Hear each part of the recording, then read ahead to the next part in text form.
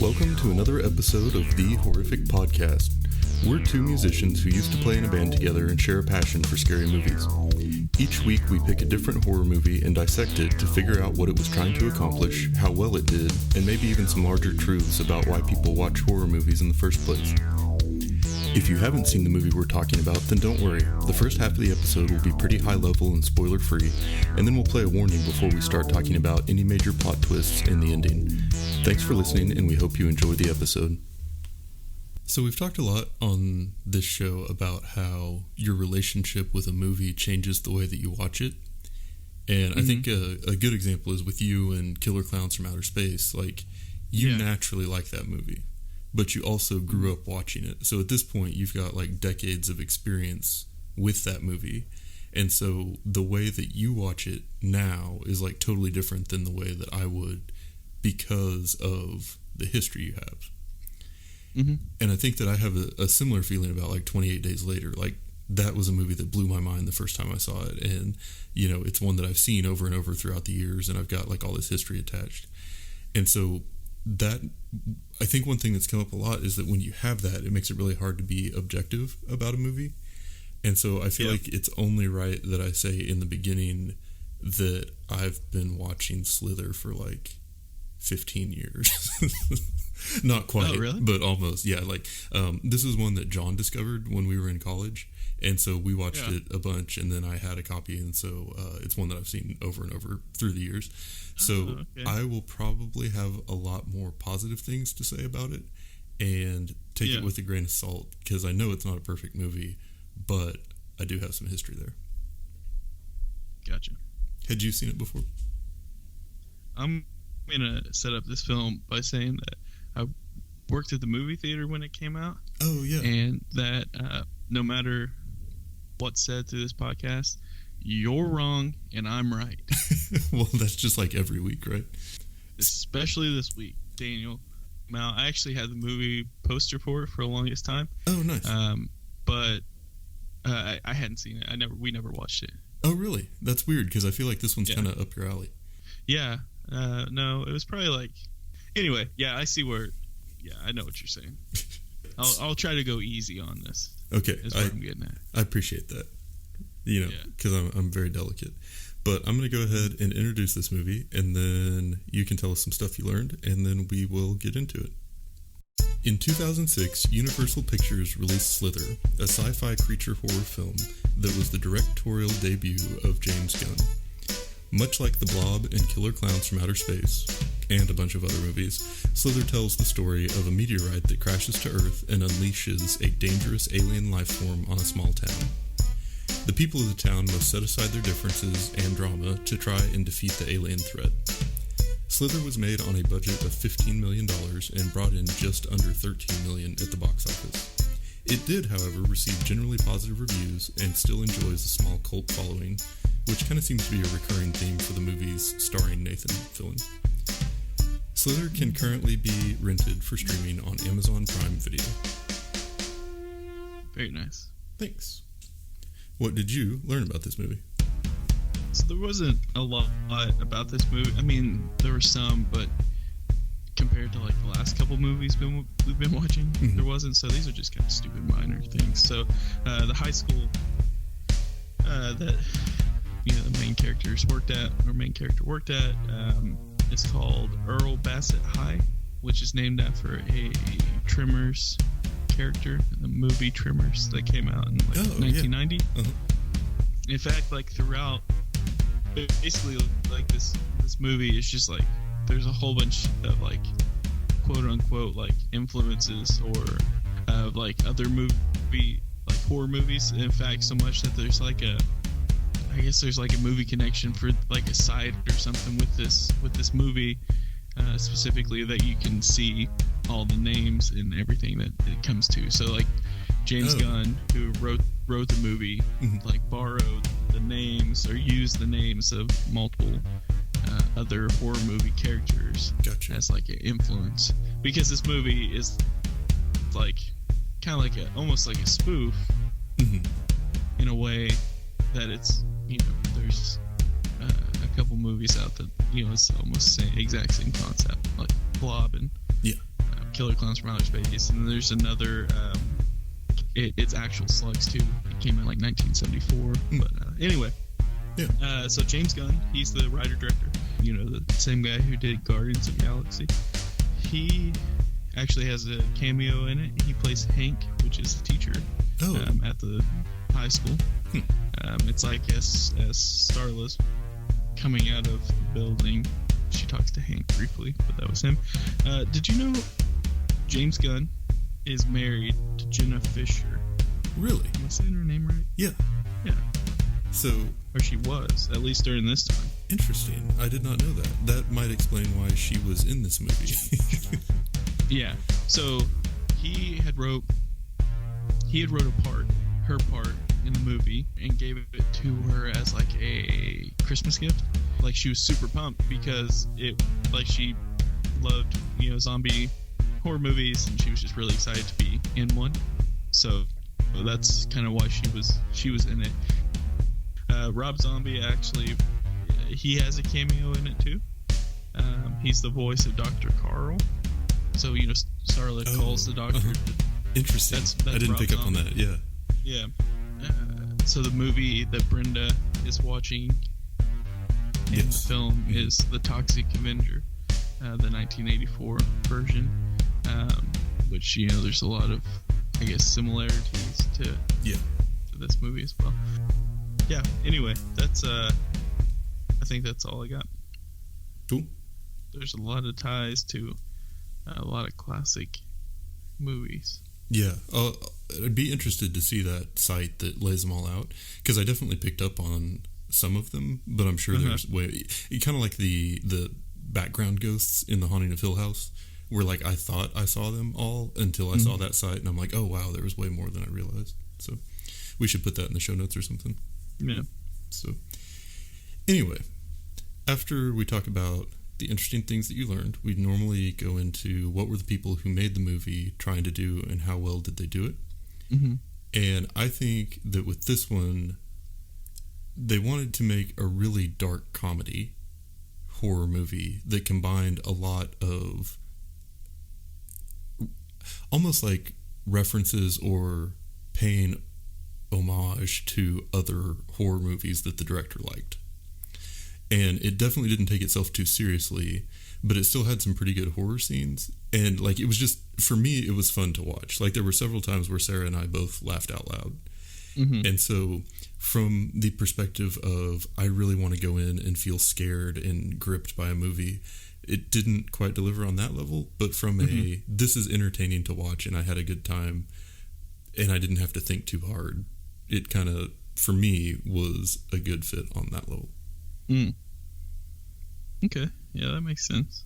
I think the problem I had was, I think if you're gonna make it a comedy, you need to flat out make it a comedy. Otherwise, it's like, are you making fun of the movies that came out? You know, like, and I'm not saying that he did that. I'm just saying, like, yeah, there was multiple parts where I laughed, and I totally got that it was a comedy aspect. It was just kind of like, if you're gonna do a comedy, though, I mean, I guess you could technically, you know, like you said, dark comedy, but it's just like, if you're gonna make fun of, if you're gonna say that you're influenced by these, like, are you actually influenced, or you know, are you trying to make a buck, and then you add, you know, Nathan guy that everyone loves, which is a funny, super funny dude. Anything we were just talking at, it's funny because we were talking at dinner with Katie's mom and my mom the other day about how, like, there's nothing he's been in that we didn't care for, that we didn't like. He's just like, he's a funny guy. Until you saw this movie.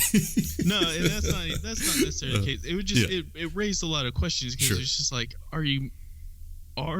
is this like, are you just making fun of you know, the Blob, which I guess you could technically kind of say the same about Killer Clowns from Outer Space, so in my mind, I saw this movie as very similar to Scream, in that it acknowledged that it was in a genre that has been done to the point of becoming cliche.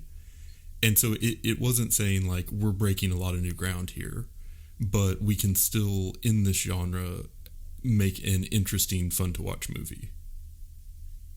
Yeah. Like I didn't feel like the scary parts of this movie were trying to be absurd, like to the point of parody. Like I really do think like some of it they were making a legitimate attempt at like horror. I mean, there were some good horror scenes and concepts in it, but I think, I mean, I definitely understand where you're coming from in that it didn't really feel like a horror movie because there was so much humor to kind of break it up. Mm-hmm. Yeah. But and you bringing up an interesting point too with Nathan Fillion. This movie felt really high budget.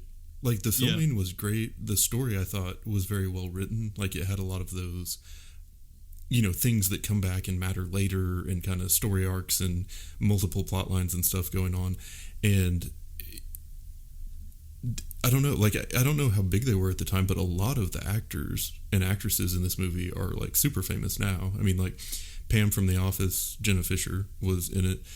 Elizabeth Banks, which I know it was kind of towards the start of her career, but then Nathan Fillion, and then like you just mentioned, apparently Rob Zombie had a cameo. So it had some budget behind it, and it was a weird feeling to go from watching like The Blob and Killer Clowns to watching this movie, because those were a lot more 80s and like dated looking, whereas this one felt like sort of a modern high budget movie sort of in the same setting. So it was different in that regard, and it did feel much more like a Hollywood movie than it felt like an indie horror film. Mm-hmm. Yeah, I can see that. But I felt like the acting was pretty good. Mm-hmm. Yeah, I think so. I mean, most of the main characters have been, in a lot of more popular films. I mean, especially like Guardians of the Galaxy. I guess only James Gunn and Michael Rooker, I guess, or whatever. Grant. Yeah. The guy whose name is Grant. Yeah. I think it helped a little bit that the movie was kind of flippant and had a sense of humor. Like, it wasn't like they were having to pull off high drama to sell the scenes. And I think a lot of times a horror movie relies on a couple of the cast being really like scared and yelling and frightened and like trying to make you feel the same way that they're feeling. Whereas in this one, because it was meant to be a little bit lighter and funnier, they could kind of pull off that like sarcastic humor, which I feel like is kind of easier to do as an actor. Mm-hmm.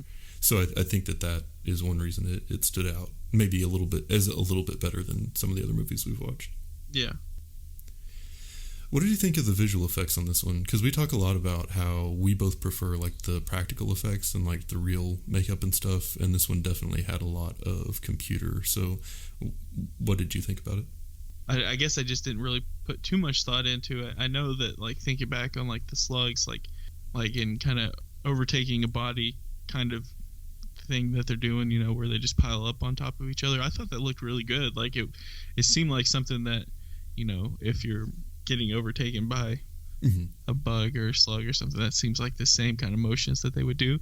I mean, but it's just, it's obvious it's the effect that, like you're kind of saying, we're not necessarily a fan of. So, but at the same time, I just didn't really, I mean, I guess it's good enough where I just really didn't pay too much attention to it. It wasn't like distracting. Right. Yeah. There were only a couple of times where it really bothered me, like when Grant first gets infected in like the first 5 minutes of the movie, and he falls down, and then it switches to like that CG X-ray shot where you see the bug like crawling through him.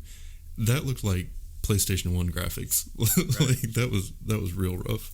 And there were a couple of other parts where it didn't fit super well, but I'm kind of with you in that I felt like they did a good job of staying out of the way of the movie with it. Mm-hmm. And I think a lot of the scenes, they used enough real effects that it worked okay, like with Brenda in the barn, and then with Grant kind of towards the end, enough of it was real that it wasn't just like overly distracting. So yeah. And then one other thing that stood out to me, there were a lot of scene changes that were just like fade to black, and I really didn't like that at first because I feel like that's lazy. But as the movie went on, it kind of grew on me a little bit. Like they started doing it more when you really wanted to see what happened next. And it just provided that extra little bit of suspense before you found out. And so I kind of liked it from that perspective. Mm-hmm. Yeah, I think, there was like one scene where it specifically like just didn't like it didn't work for me, and that was when Elizabeth Banks' character, she runs into Grant after like he's already looking weird at the house, and but it's like it's still kind of early on in the movie, and like it fades to black and it just cuts to her at the school. Yeah. And it's like, okay, well, what happened? Like, yeah, it felt like he says something. he was stung by a bee. So like, what?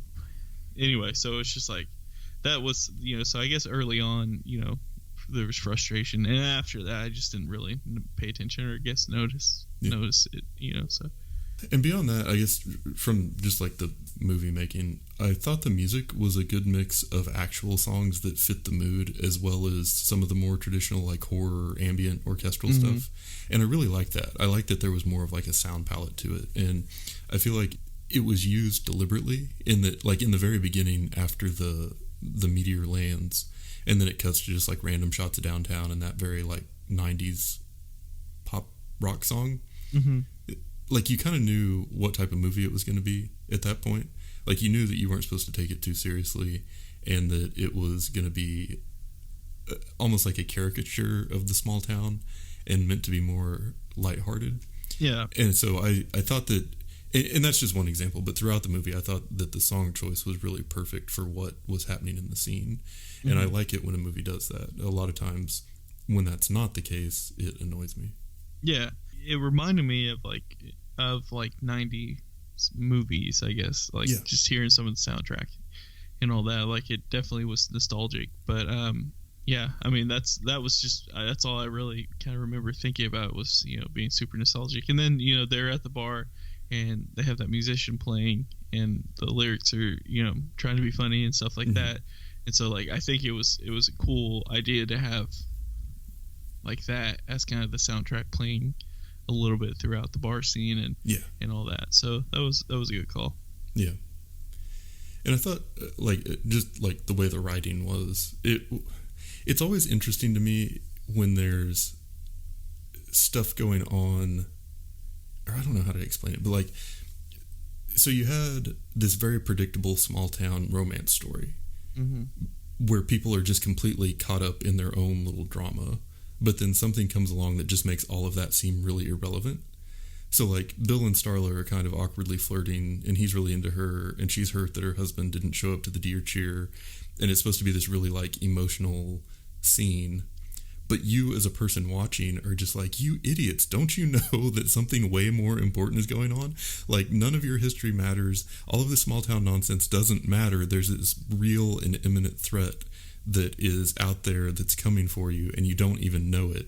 And that sense of like tension of knowing something that the characters don't, I think it's called dramatic irony in the English literature terms. Yeah. But that's something that I like, and I thought that they did a good job of writing the story in a way that the characters are very preoccupied with what's happening and not paying attention to the larger things that are going on. Like, obviously, there's stuff going on with Grant, and Starla's not doing anything about it because she's thinking, well, he'll be fine. Yeah, there's a lock on the door, but I'm not really going to press. There's just other more pressing things going on. I'm worried about our relationship. So, yeah, maybe you got stung by a bee or whatever. So, just from a writing perspective, I thought they did a good job of keeping it somewhat realistic, and it's not just like the characters were so stupid that they didn't notice a bunch of obvious stuff. It wasn't like she came home and like the daughter in Hellraiser and saw her dad with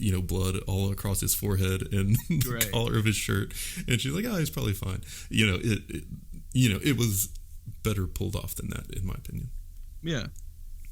But yeah, I also liked that they did a good job of like stepping it up and introducing new horror elements as the movie went along. Like the threat was getting bigger and bigger, and we'll go more into that on the other side of the spoiler warning. But just kind of like, it started off and it felt almost like a monster movie, and then it kind of felt more like an invasion movie, and then it kind of felt more like a zombie movie as time went on. And so just the fact that it wasn't the same threat, and the threat was growing, was something that I liked about it, that I know we've also talked about, like with Bird Box. It's just like, oh, these little problems come up and then all get solved. So right.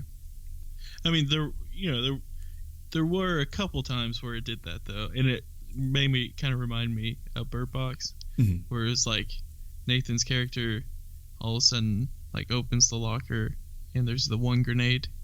Yeah, and it's like it's a little too convenient. Like, that works, But and I think that might just be me trying to pay attention to more things like that, because when we watched Bird Box, I didn't catch on to that, and then until you said something, I was like, oh shoot, yeah. He's right, yeah. So anyway, and who, in your opinion, would like this movie, or who would you recommend it to? It definitely reminded me, or had like the same feel of like a lot of like, kind of like I was saying, kind of like towards 90s movies. I don't know if it's because it involved with the soundtrack and the the high school and just all that. So I don't know. I guess I would recommend it to fans of Killer Clowns from Outer Space, I guess, if I'm going to recommend it. It's just, before the recommendation, you make sure you explain that it's supposed to be like that. You just say like, hey, you should watch this movie, but just know it's supposed to be that way. And okay. Like it's very irreverent humor, I think, is like the primary thing that it's doing. And so I think anybody with kind of a smart ass sense of humor would probably enjoy it. But I don't think you'd have to be like a huge fan of horror to like this movie. It definitely had some horror elements, but it probably also wouldn't give anybody nightmares. No, not at all. Well, cool. Anything else before we do the spoiler warning? I don't think so. All right, let's hit it. Warning, warning, warning. Spoilers, spoilers, spoilers. This is your warning. Warning, warning, warning. Spoilers, spoilers, spoilers. This is your warning. If it's not obvious enough, warning, spoilers. All right, so here we are, safely on the other side. Oh, yeah. The good side. Yes. So we normally say at this point, what did you love or hate about this movie? And I'm going to say that my hate, well, let me put it this way. I think the biggest villain in this movie was Elizabeth Banks' accent. Yeah. They were all pretty rough. They were real rough. But, yet again, you have to think the whole time, like, well, is that on purpose? Or are they just acting terrible, Yeah, it's almost like a parody. Like it's meant to be over the top. But, yeah. Anyway, so that said, what did you hate about this movie? I feel like you kind of got into some complaints with it a little bit before the spoiler warning, but now that we're on the other side, I want to hear you open up. Well, I think it's more so, I guess it's just trying to figure out the line of, are you making fun of the horror movie genre, or are you adding to it, I guess? And and I felt like it was more so like, okay, you're kind of pointing out that, there are a lot of horror movies that are like each other, Blob and Killer Clowns from Outer Space, just specifically, but you can also, I guess what I'm saying is, like, you have a movie like 28 Days Later that made the zombie genre better. It influenced like the fast zombies and all that. And like with this one, it's like, okay, well, you're not going to make it better, so you're going to make it a comedy and add, some laughs in there and kind of like parody it, make it a parody, but it's not necessarily like, I don't know. It's like it's a parody, but it's not at the same time. And like the idea of the slugs isn't new. And so the idea of the meteorite coming down, that's not new. Yeah. And so it's like, what did you do to make this better? So, with what you were saying, I think that you may be getting into something that is similar to what Sarah said about this movie. Because once it was over, because she had like been watching it and been pretty attentive and like laughed at a lot of it. But when it was done, I looked at her and I was like, so what did you think? And she said, why? And I feel like you're having similar feelings about it. Yeah, I mean, it's just confusion. I guess for me, it's like, if you're gonna go the way of comedy, make the comedy not better, but a little bit easier for like us simpletons to catch on. Otherwise, you're gonna probably have just a bunch of pissed off people that are watching it, But it's also like, don't make fun of the horror movie genre, because it's like, that's what we like, and So you think it It tried to do two things and didn't do either one well. Yeah, I mean, don't get me wrong, there were parts of the movie that made me laugh, but there's also parts of, Dawn of the Dead that made me laugh. Sure. Yeah. So yeah, it was just, I guess I more so was just kind of confused with it. That being said, like, I don't think it was bad though. Like, I would definitely, and I will definitely watch it again. But it was just like figure out what you're doing. And like, yeah, it's not going to be in like your all-time top 10 or anything. Right. Gotcha. Yeah. Another thing that I hated about it was the ending, but we'll get into that more later. But one thing I kind of want to go back to now that we're on the other side is what I liked. One thing I really liked about it, and that was just the way that, in looking at it as a horror movie and what worked and what didn't work, was the way that they like kind of upped the horror. And so in the beginning, you have Grant, who is infected, and so you think of it as like a monster movie, and you think of him as this creature that's getting stronger that they have to stop. And then as time goes on, you see Brenda, and then she explodes and all of those slugs come out, and then they descend on the town. And so then it's like this very different type of movie, because it's not just one threat that they're trying to contain that keeps eluding them. It's a huge threat that is actively attacking them. And then after that, when you realize that when the slugs get inside the people, they become like those zombies, you're like, okay, this is like a zombie movie. This is like a very real threat that is spreading and could, completely wipe out humanity.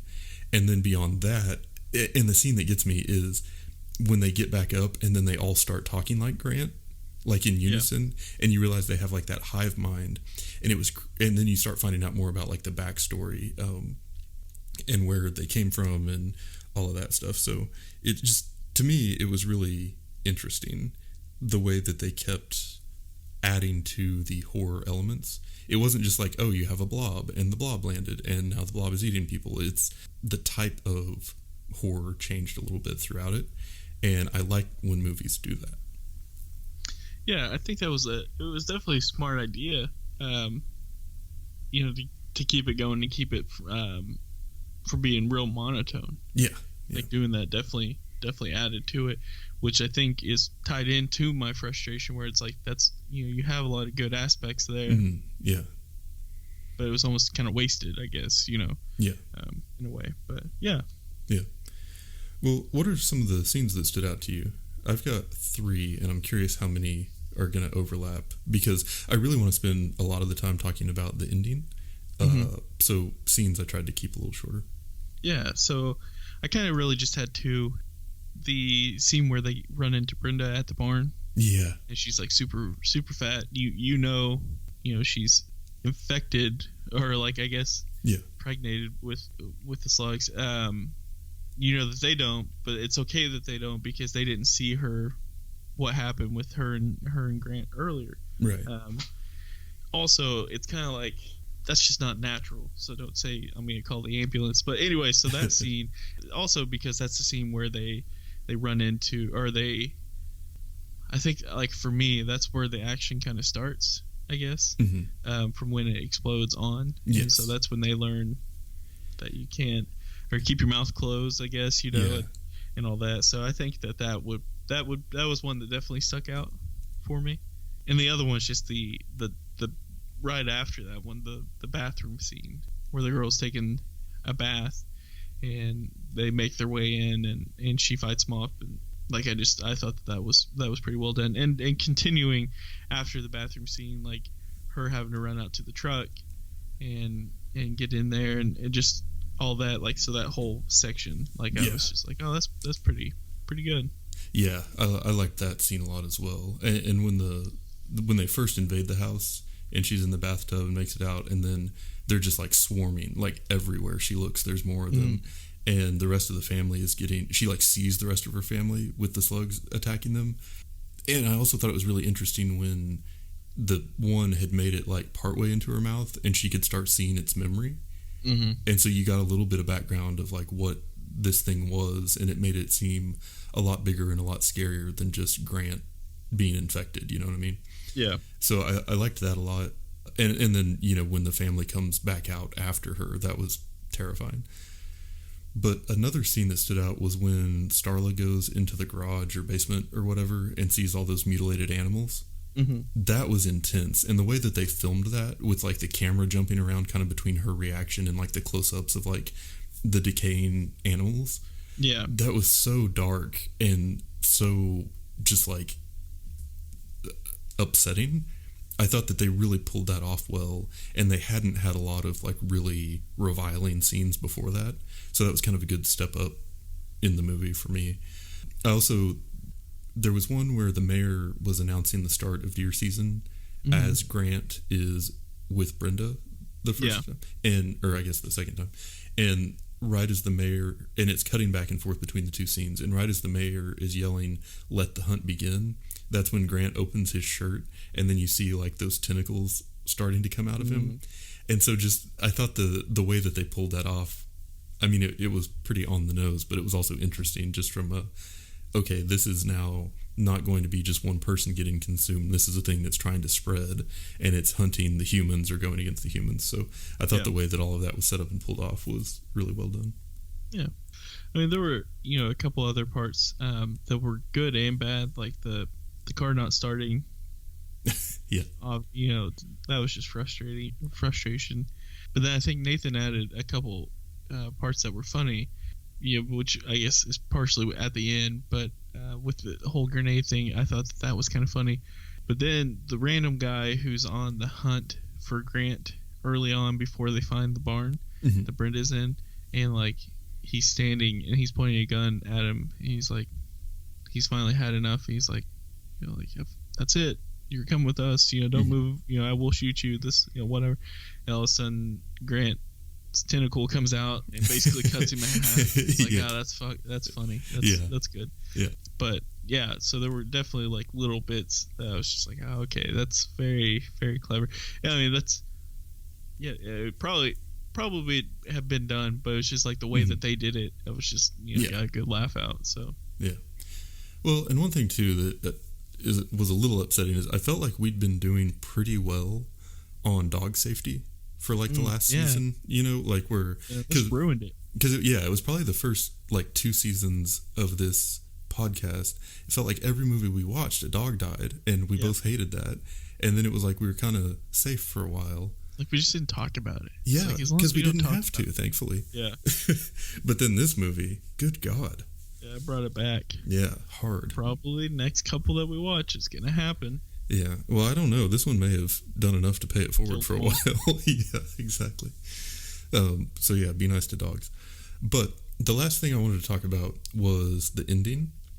And what happens generally is that so Grant has become almost like the center of the hive, and he's taken over his house, and he's got all of the people that have been infected by the slugs are now coming back and like merging into his slimy body or helping like fortify the house. And so it's becoming like a nest for this race of creatures, or this hive mind of creatures. And obviously Elizabeth Banks has been captured and is inside and is trying to make her way out. And then Nathan is coming back and trying to rescue her / destroy Grant. And in the big sort of climax, there are a number of ways that they try to do that. Like Elizabeth Banks stabs Grant with a brush handle, and then Nathan has the grenade and he throws it, and then it gets knocked to the side, and then he's freaking out, so he grabs it, and then it ends up out in the pool. So like the grenade, which you had been set up from early on in the movie to think would be the thing that ended it all, is just this very non-climactic boom underwater in the pool. And then Grant knocks him down and is about to start pumping him full of the slug juice with his tentacles, but Nathan grabs one of the tentacles and shoves it into the propane tank, which somehow kind of fills Grant up with propane, and then he shoots Grant's body, and Starla does, and it explodes, but not in such a way that it would destroy the house or really burn anything up or kill the people inside.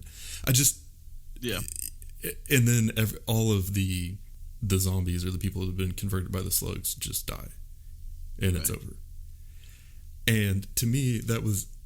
So the propane thing, oh God. You stick that tentacle on the nozzle and somehow that just like fills him up. And then somehow shooting it causes that to explode, even though he's made of like jelly. Yeah. Like, yeah. The ending bothered me a lot. The grenade part was funny, and then after that, I was just like, we didn't really need all of that.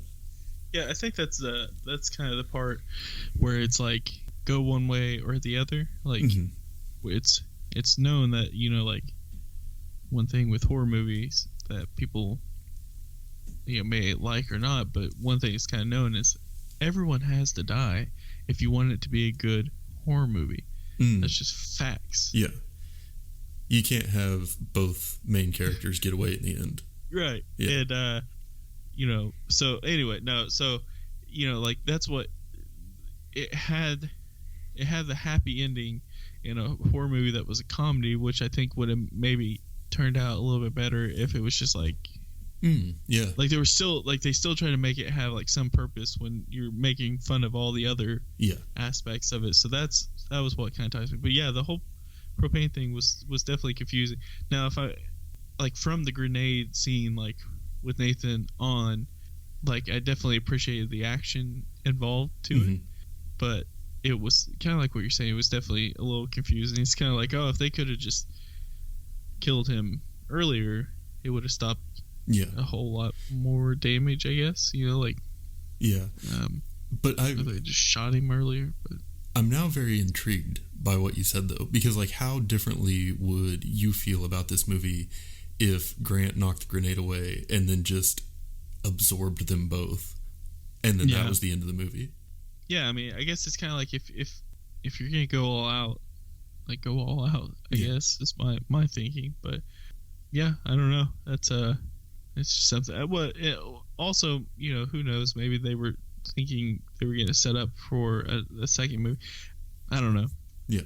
Well, the tone of the movie would have felt totally different afterwards if the ending had been different. And I'm kind of with you in that I felt like the ending was it was a little too easy. I mean, it was just like, okay, everything's fine. They survive and everybody else is dead, but somehow we're supposed to feel happy about it or something. So I don't know. It's kind of like, you know, the Monty Python, everyone going to jail at the end kind of thing. Like, that's funny. Yeah. Like, this would have, you know. Yeah.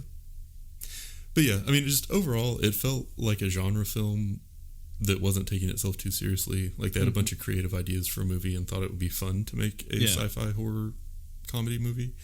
It didn't really break a ton of new ground, but was, for me at least, kind of entertaining for the most part. I mean, like, we did laugh out loud a lot throughout this movie, and maybe it worked better for us on that level than on a true horror level. And I think that since the movie, or this podcast is about horror movies, maybe we wouldn't rate it super high on the horror scale. Oh, yeah. Yeah, there are definitely funny aspects throughout this whole movie, for sure. Like the mayor at the beginning of the film yelling at the person to get out of his way and just like cussing them, and like looks over and a sweet old lady with the baby is like, "Mayor." Okay, I know where we're getting into here. Yeah. But yeah. And that's it for today's episode. If you've listened this far, then thank you, and we hope you've enjoyed it. We're always looking for new ideas, so if you have any questions, comments, or movie suggestions, please send us an email at thehorrificpod@gmail.com, or feel free to comment on or message our Facebook page. Just search for The Horrific Podcast. Thanks for listening.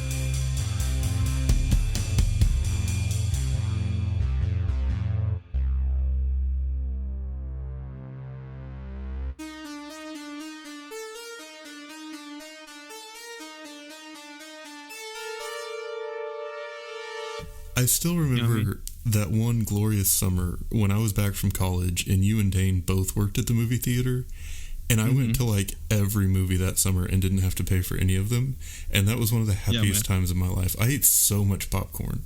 It was amazing. Yeah, it was a good time. I saw Lord of War in theaters. Like, that's how low my standard was for what I would go see because it was completely free. But anyway. Right. Yep. Which I actually don't hate that movie. No one watched it, so anyway. That's true. It was just nice. So yeah. Because you could go to a movie and not have to sit with people. Oh yeah. Right. The only one in the theater. Yeah. But sometimes if you went to one at night, like if you just walked in, because after you didn't work there anymore, they were real bad about checking tickets. Sometimes they wouldn't play the movie if nobody bought a ticket to it. But there was definitely one night that there were like 15 people in the theater and the movie just didn't start. So then I can't even remember what we were trying to watch, but we ended up going to the theater next to it and saw Moneyball for free. And I was pleasantly surprised. Yeah. Yeah, I know with like at the theater here, like I would start like if it were my time, like if I had to work in projection, I just would like I would be like, oh, it's 7:00 now, and like I was fast enough at loading the film because that's back when you actually use film in movies to watch them at theaters. I would run up there and I could get like threaded and like play it within like a minute. So it pissed a lot of people off. I didn't really care though. You know what I mean? Yeah. I was busy. Yeah. Drinking cherry slushes and flirting with chicks. Also, if you search for Slither on the Apple TV, if you say Slither, Siri comes back and says, sorry, I can't do that. It's like, no, you stupid idiot. Search for the movie. Like, why would you think I'm talking to you? Or idiot. Maybe Slither's code for something that she's like, that's such a vile corner of the internet, I am not taking you there.